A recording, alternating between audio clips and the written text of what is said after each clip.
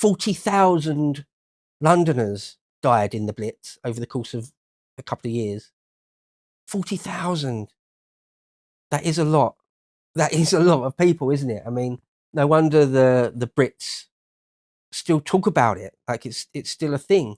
Yeah, that was a horrific psychological trauma as well as physical, of course. They bombed Coventry really badly. Actually, they bombed all over Britain, even in the north. Bombed like the docks up in Liverpool and things.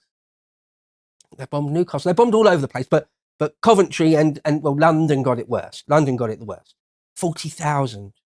I mean, 2,500 guys died on D-Day, a bit more, but still, like, you know, easily 10 times as many nearly all civilians died in the Blitz than in the Normandy landing. And again, many of them, nearly all of them innocent, many of them women and children, old people, babies. I mean, it's horrific. But of course, the Germans were repaid many times over after the precedent had been set, after each side had, after one side had done a certain type of atrocity, like bombing of civilians, then the other side just immediately, the gloves are off. Oh, they've done it to us, so that gives us carte blanche to do it to them. And then now they've used this type of munition in this way, in this new horrific way, which no one was prepared to do before, but now it's happened, we'll do it back. And a tit for tat like that until by sort of 1943, let's say, the British were, quote, morale bombing. Again, it's terror bombing if the Germans do it to you. It's morale bombing if we're doing it to them. To the point where we're dropping, both sides are dropping bombs indiscriminately, usually at night, not always at night, but often at night, on each other's cities. And you can't do it with any accuracy. So it's basically like saying, we're just going to try and set your cities alight. We're both trying to do that to each other. And in one particularly horrific raid on Hamburg in 1943, a firestorm got going.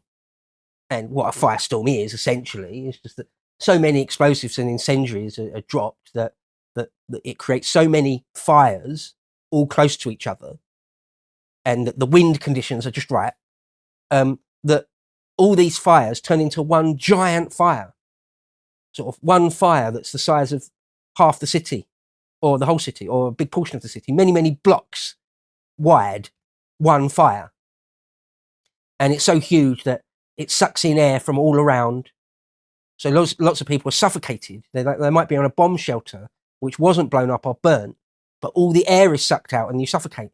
It's just giant fire. And the casualties are insane. Instead of 4,000 people dying, it will be 40,000. Right? So something like 40,000 Londoners die in the Blitz over a couple of years. Hamburg loses nearly that many, or that many in one night.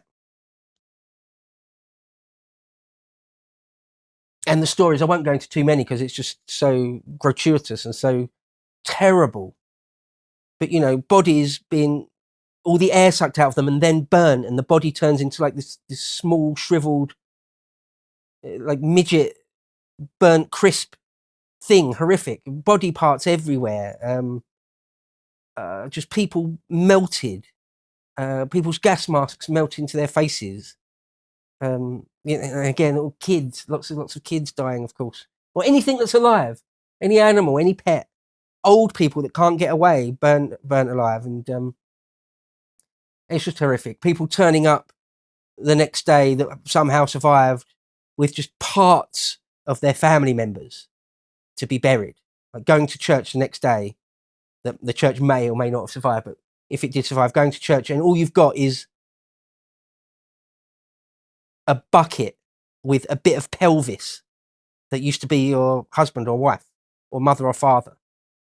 All you've got is like a bit of their foot. The rest of it's gone, blown up, incinerated.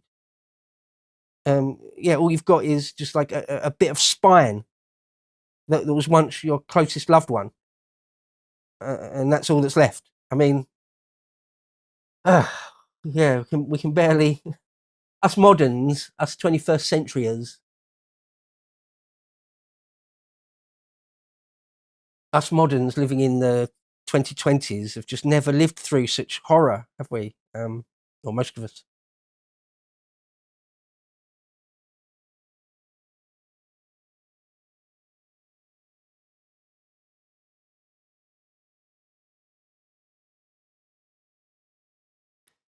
And it just went on and on and on and got more and more deadly. The fire bombings of Japan. I mean, again, it's ironic the Americans at first wanted to do this accuracy thing and not deliberately drop bombs on civilians. But then by 1945, there's like 60 odd Japanese cities that are burnt off the map. 60. Right? One or two particular raids on Tokyo, maybe hundreds of thousands of people died in firestorms in one night. Like 1 million people made homeless in one night over Tokyo one time. Dresden, famous example of a firestorm. Kurt Vonnegut talking about it. I won't go into details. You probably know. Where the tarmac, people get stuck in melted tarmac, where the very rivers and canals are boiling. You can't even jump in the canal or the river to save yourself from the firestorm because it's boiling. People saying that there's blackened, burnt body parts floating down the river. You can't tell if it's a bit of wood or a human limb. Descriptions of a few people that survived just saying that it was hell, like an actual hell. Come out of your bomb shelter and even the cobblestones are on fire somehow. And suddenly you're in a hellscape, a true hellscape. And lots of the war leaders, certainly towards the end, were starting to have reservations about it. It didn't stop them. This is the interesting, stroke terrible, stroke crazy thing about it, is that lots of people at the top of the governments of the Allies, at the top of the armed forces, were aghast by what they were doing, but they couldn't really stop it or didn't stop it. So there's people like General Cole Spaatz, very senior general. MacArthur was aghast by these sort of fire raids. Eisenhower didn't like it.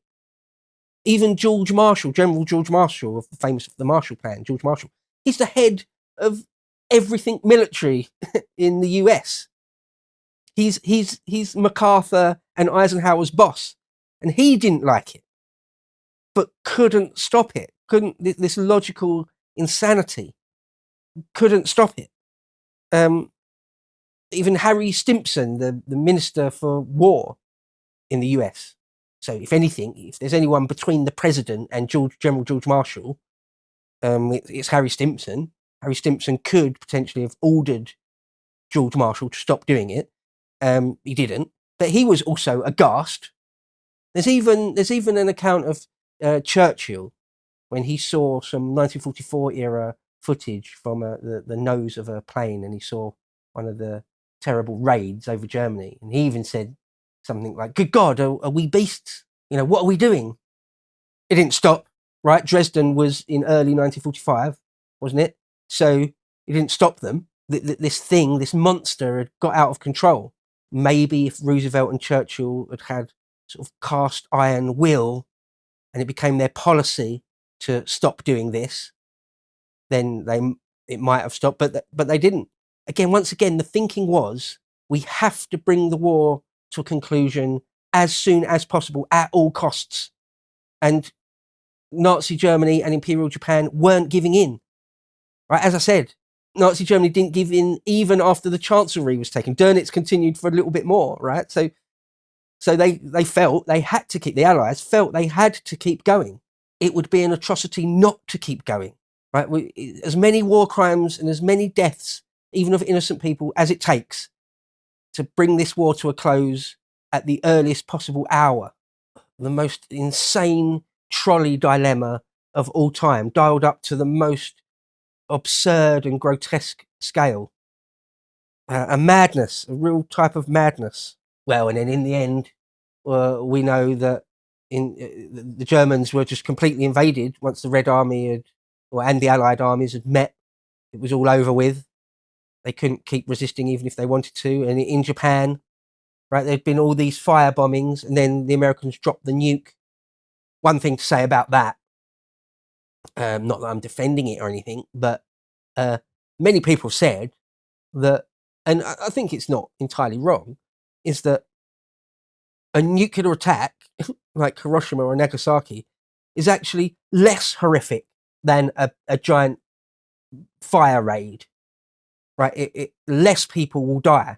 And if that's what it takes to bring Imperial Japan to the negotiating table or the surrendering table, then so be it. Again, for all the reasons I keep saying, if that's what it takes. I mean, there's an incredible clip of Truman speaking to the world and Japan, and he basically says, I'm paraphrasing, but he basically says, I'm prepared to destroy every Japanese city. I'll kill every man, woman, and child if that's what it takes.